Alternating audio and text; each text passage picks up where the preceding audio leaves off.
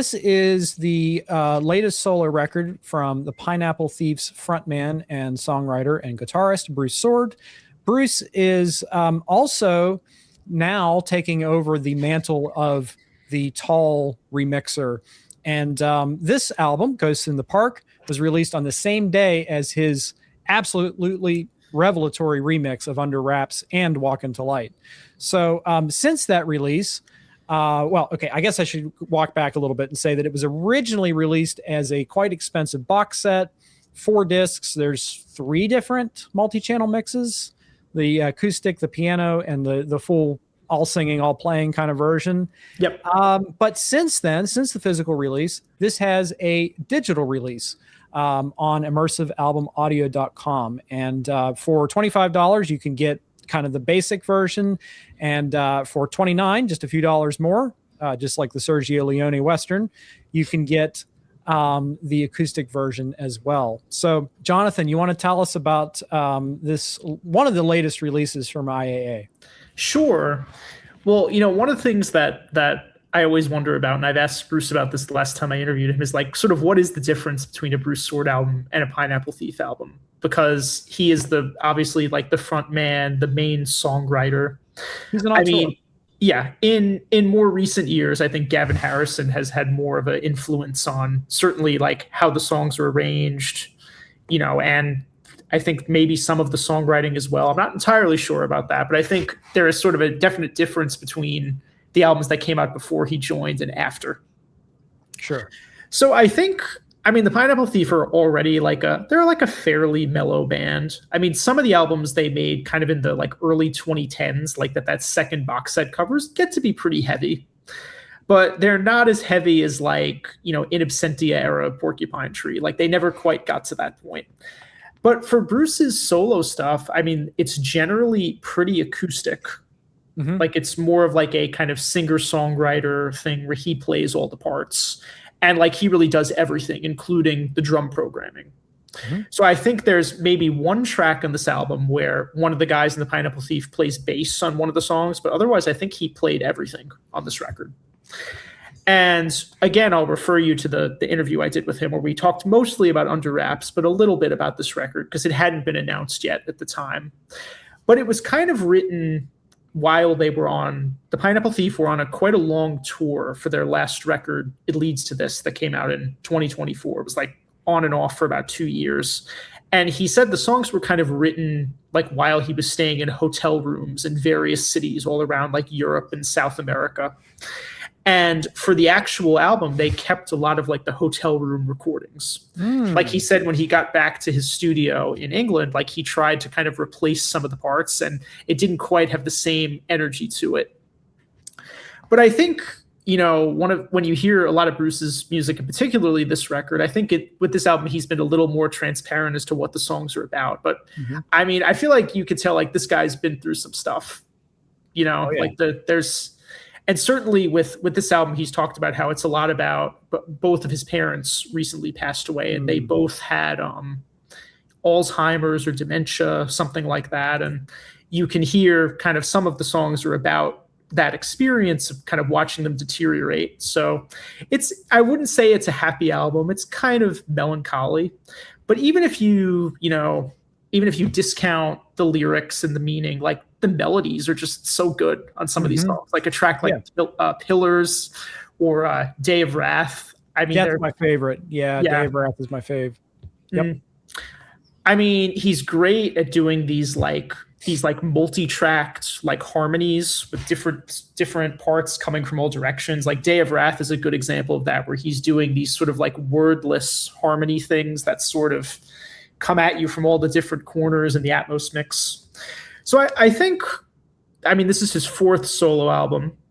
I'm torn on whether I like this one better than the last one. I think the last solo record was really good too. It's sort of a toss-up for me. I like all of them, but maybe this might be his best one. I don't know. I'm not sure. This is the newest one. It's the one I've been spending the most time with. But you mentioned the acoustic version. So I tested this album when Bruce was doing the surround mixes. This was like at the beginning of this year, like January or February, something like that. And the acoustic versions actually sort of came about because of a comment that I made during the testing. Like while I was like emailing him, I was like, you know what would be cool? Like, what if you did a version if you just like muted all the drums and it was just like you and the guitar? And he was like, oh, that sounds interesting. And then the next version I got, like he just did it. So it's kind of funny how that came about. It's a shame we couldn't get the piano versions for the IA release. I think they didn't want the download to sort of directly compete with the box set. Yeah. And like, I don't have a copy of the box set, but I do have the one for Luminescence, and it's really well done. Like, it's a nice kind of art book with lyrics and pictures and things. So, I mean, I think they do a good job on putting together the physical editions for these. And the piano version is really cool. But, I mean, when we were talking about doing the IA version, I thought it was originally just going to be the main album. So I'm glad they even gave us the acoustic version. Sure. And kind of like Steven Wilson, Bruce does a dedicated 5.1 mix, and then he does the Atmos mix. So they are pretty different. Mm-hmm. And because of what the nature of how this record was recorded, like just one guy constantly overdubbing himself, you know, there's a lot to work with in an Atmos version. You know, multiple guitar parts. Some of the songs have acoustic and electric guitars, tons of vocals. There's tons of reverb on this record. Like, it's super reverby. Like, there's some songs where you feel like you're in like you're in like an empty auditorium or like a cave or something. It's just super atmospheric. And I would say certainly for new music, it's one of my favorite albums of the year so far.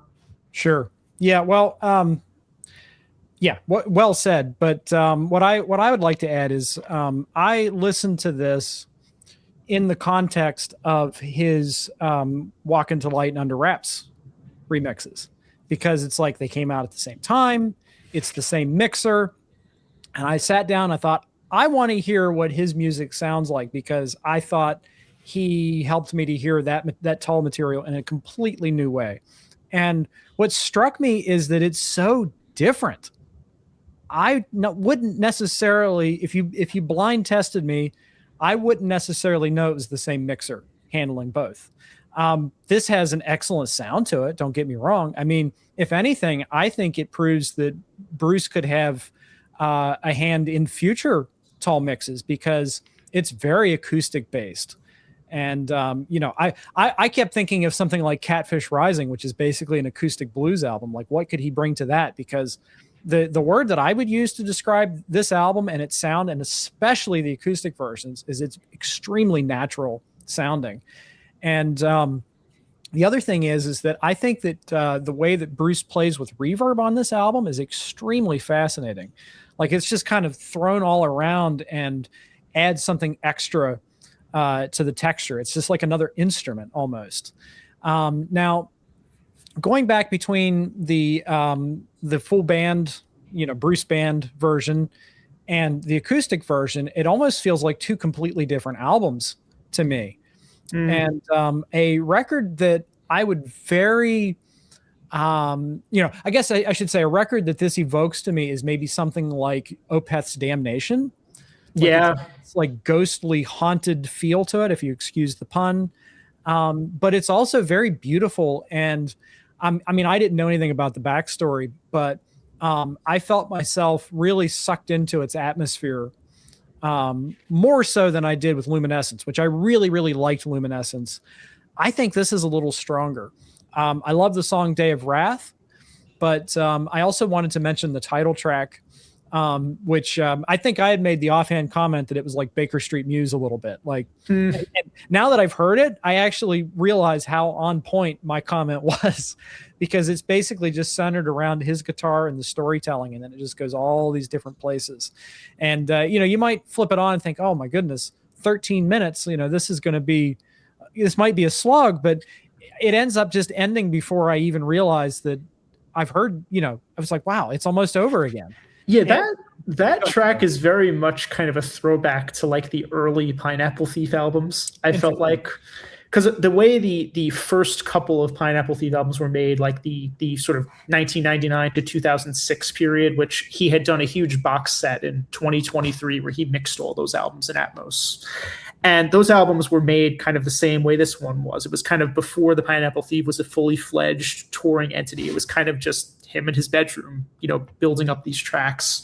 And in the earlier albums, there are a lot of these like longer songs that are kind of built around like an acoustic guitar riff that sort of goes in unexpected places. There's a song on one of the earlier albums called Remember Us that I think this one sort of reminds me a lot of. And in the more recent Pineapple Thief albums, the songwriting has become a little more concise. I mean, there have been a couple of longer songs in the sort of Gavin Harrison era.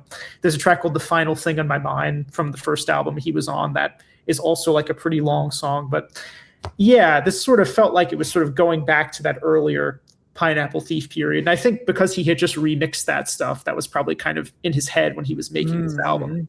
Interesting. It's like he went so far back, he ended up influencing himself. And to go back on another thing you mentioned, like the way that the sort of reverbs and delays are used, certainly the like delays kind of like ping-ponging around is very much a signature thing that he does. You hear that all over the Pineapple Thief records, delays like on, guitar or vocals. Maybe there were some parts in Under Wraps where that happens. I mean, the material is so different that it's sort of hard to compare it. Yeah. But yeah. I mean, between these three, Walk into Light, Under Wraps, and now this, I think he's officially etched out a position on my Mount Rushmore of Atmos mixers. And the only other thing that I wanted to mention, and if I ever have the honor and pleasure of speaking with Bruce, I would like to ask him if he's a fan of Roy Harper. Have you ever listened to Roy Harper, Jonathan? Just on Have a Cigar. Yeah. Okay. All right. Yeah. Well, you know who he is. Yes. Well, he's got a great 1971 record called Stormcock.